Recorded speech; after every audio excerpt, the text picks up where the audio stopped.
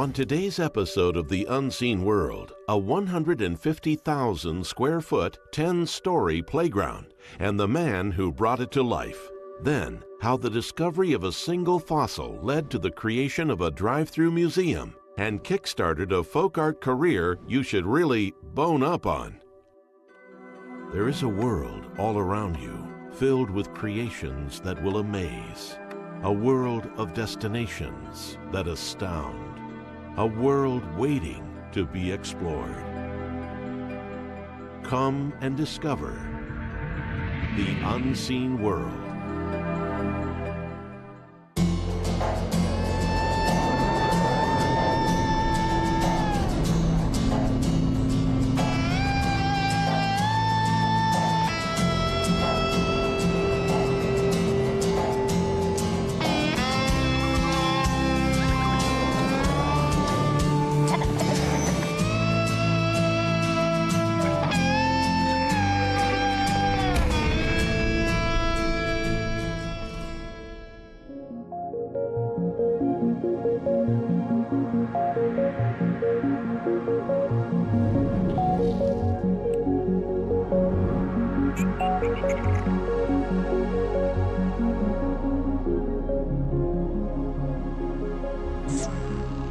There was a Yelp review one time, and it was something like, what if you were high, sitting on a couch with Ben Franklin, and you were like, hey man, that place was fun. That's what it's like.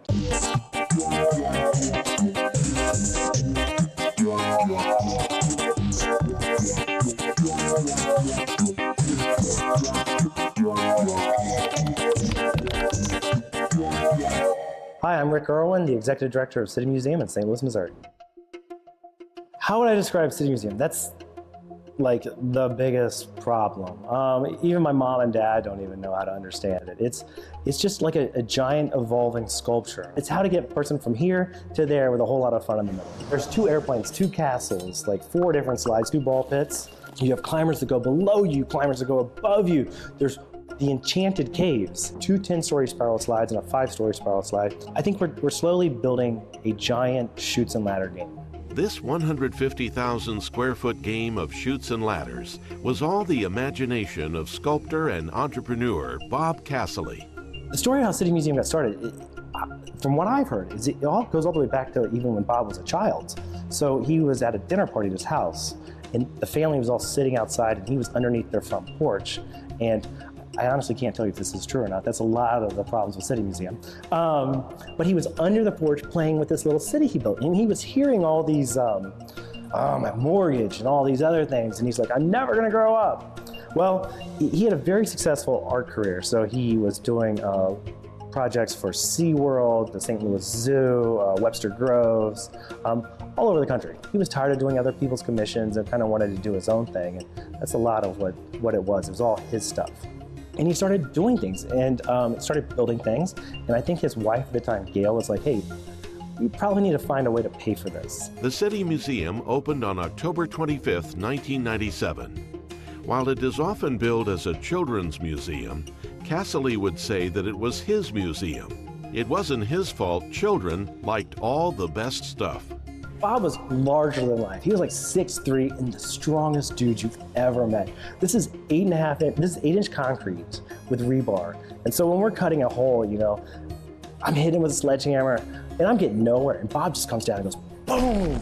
And he was just so strong and he was protective. So once he had your loyalty, you were protected. Like when my daughter was born, I used to have crazy hours, and he was like, you need to change it. Like, you need to focus on your family, you need this. I got high blood pressure for a little while, and he was like, just hit me.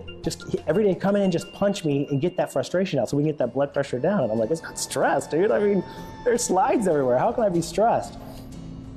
The Unseen World will be right back.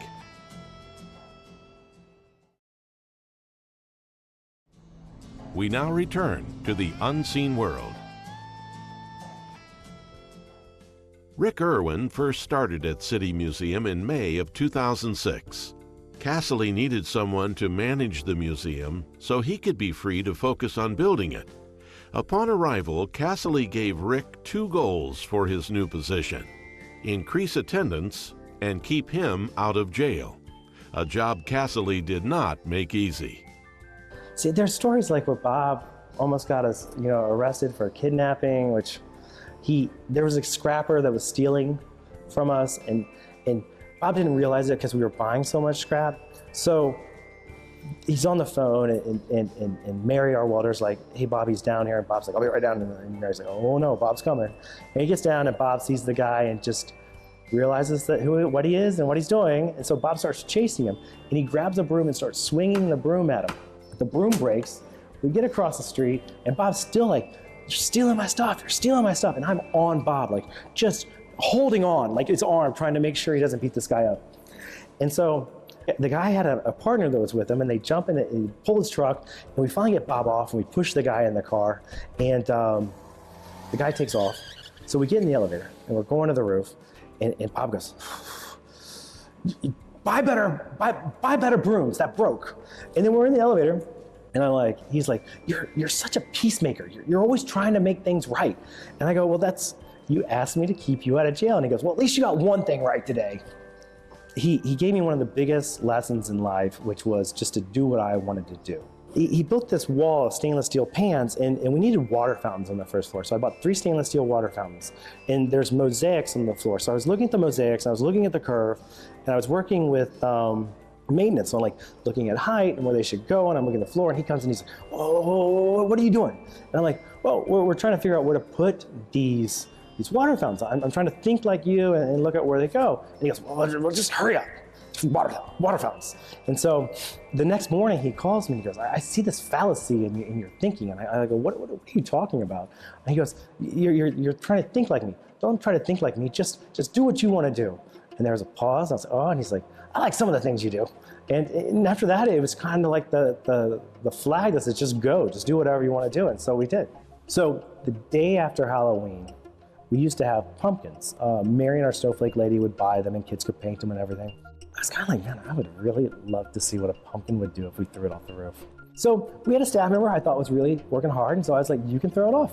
So he threw a pumpkin off, and then we had the little ones, and then they were like, this is great. Can we get more? And my wife's like, "You should call your insurance company. This is very stupid. This is not a smart idea." And I was like, "Nah, it'll be fine." So you can buy a semi-load of pumpkins for like $100 after Halloween. So we pick up this semi, and we bring them all to the roof, and we start throwing them off. And Bob calls later and he goes, "Hey, I hear there are things coming off the roof, throwing off the roof." And I go, "Yeah, I'm throwing pumpkins off the roof. It seems fun." He goes, "This is the greatest idea you've ever had." And it's always worked for Bob and I until 2011 when we lost him. In September of 2011, Bob Casserly was found dead while working on his latest project, Cementland. Although it is contested by some, the incident was officially ruled to be an accident. When he died, I felt like a commitment to the museum to try to make that transition. And I've really enjoyed working with the crew that we have. I like that it's more of a collaboration now. We come up with ideas, we find space. It's just a really fulfilling area. So, with Bob, it was all his vision. It was basically his crew were extra hands doing what he told them.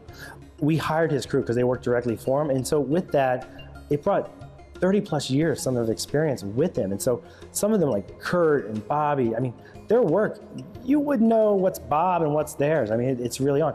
Other people, like Lori Mars, who was doing the mosaics, which was kind of like a mosaic paint by numbers.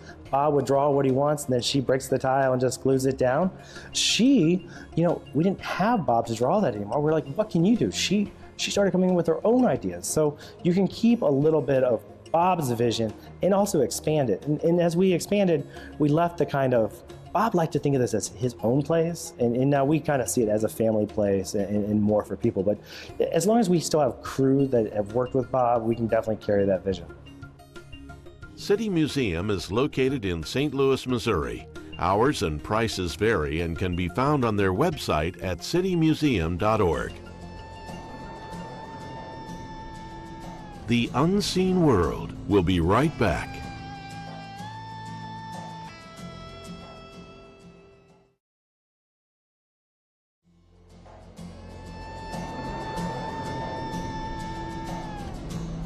We now return to the Unseen World.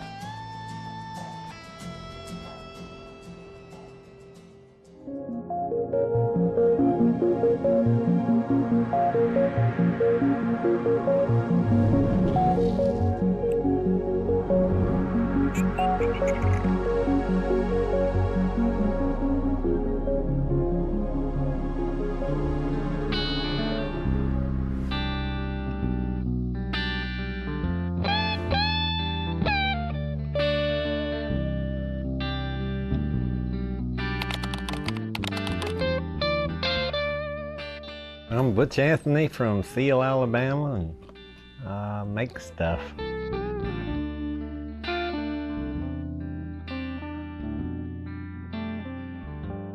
What did somebody say the other day? You're very predictable with the bones. Well, I like bones.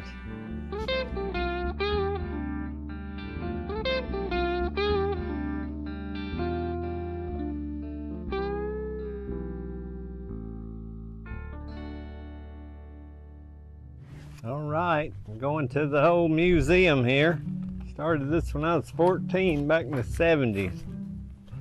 Everybody in Seal used to camp out on a creek down here called Watermelon Creek. Every weekend, it would be about 50 people down there camping out. And it was this big marl bank in the creek with all these shark's teeth and stuff sticking out. One day, this bone was sticking out of the bank, and this guy, old dude, Charles Stigner, he kicked it with his foot, and it knocked his toenail off. He said, "You need to get us a piece of metal sticking out over there." So I went over there with my pocket knife and popped it out, and it was a giant dinosaur vertebrae. So I sent it to Auburn and came back like 65 million years old.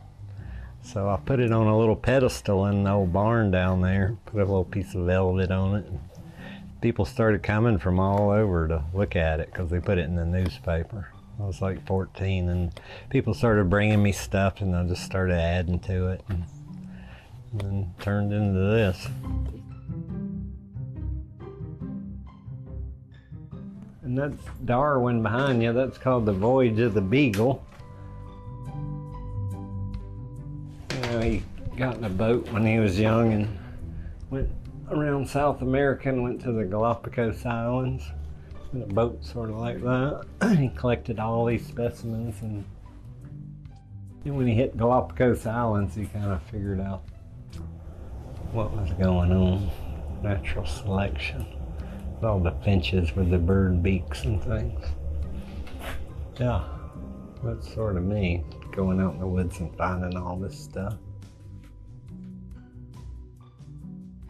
My friend John Henry, he used to drive a tractor around Seal. He'd plow up people's yard, gardens and stuff.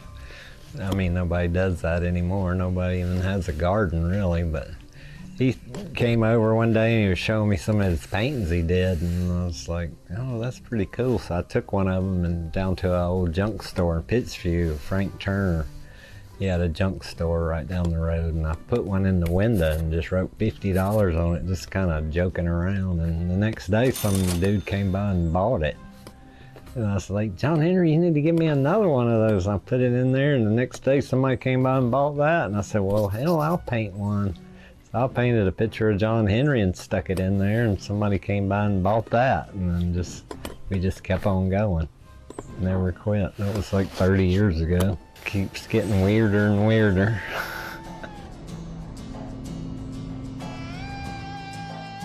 Stay tuned.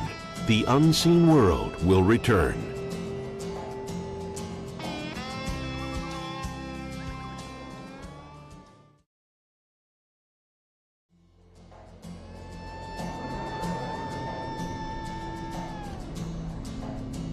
We now return to the unseen world.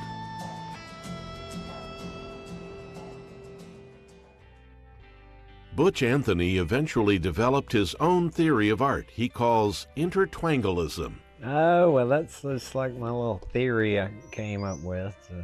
It's kind of like an X-ray, looking at something and like going inside.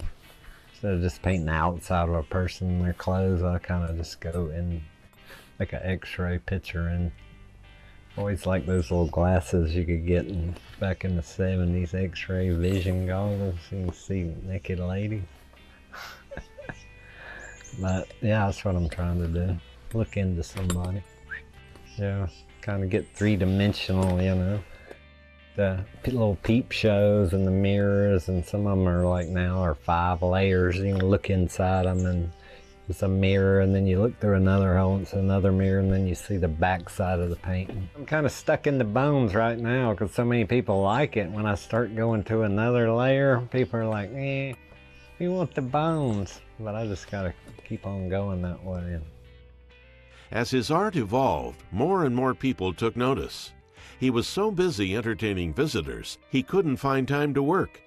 In order to meet demand, Butch did what anyone would do: open the drive-through Museum of Wonder right off the Alabama highway. When I was painting down here, so many people had come up wanting to talk about whatever they found and see the art and stuff. I was like, dang, I got to do something about it. So I had to move it over to the highway where they could just drive through, and I'll put a gate up here where I can keep on painting so many people won't come down here. I mean, it started out like one person a month, and then it turned into zillions. The museum is built from several shipping containers, modified with windows showcasing Butch's work. The main thing I like about the whole art world is I don't have to have a job. I got a dentist up in town that trades me teeth work for art, so I do a lot of bartering. Yeah, and they got a broke leg, go trade a painting for a cast. Got a chipped tooth, he'll fix it for 2 or 3 paintings. Never had a bank loan either. I built this whole house with zero money. Pulling out nails and straightening them. Yeah, well, that little cabin up there where John Henry lives, I built that when I was 14. So in about 88, I came down here and started hammering on this one. Tore down old houses and stuff, and just go out in the woods. And back then, back in the 70s, it was old houses everywhere. You could just tear them down and get the wood and bricks and stuff for free. So I tore them down and started building. 25 years later, this is what I got. A number 2 pencil in a paper sack. I didn't have no plan, just drew it as I went. Hammer away. Every nail I nailed. People don't like it though. You say, well, I'll do this. And, oh, you ought to have a real job. Come down here to the mill and get a job with us. I'm like, what? No thanks. Like regular folks out there got to get up in the morning and drive 30 miles to Columbus and work for 8 hours. I'll just get up and start doodling on a painting. So I don't really want it to go anywhere. I just want to keep on going like I'm going. More like a Thoreau. I don't want to care about money or nothing. I just don't want to have to go to work. The Drive-Thru Museum of Wonder is located in Seal, Alabama, and is open 24/7. More information can be found at museumofwonder.com. Have you explored a location featured on today's episode of The Unseen World? Then share your stories with us and join the conversation at #SeeUnseenWorld on Facebook, Instagram, or Twitter. And if you know of a hidden gem, roadside attraction, or any other interesting location you think deserves to be uncovered, visit SeeUnseenWorld.com to make a suggestion to our producers.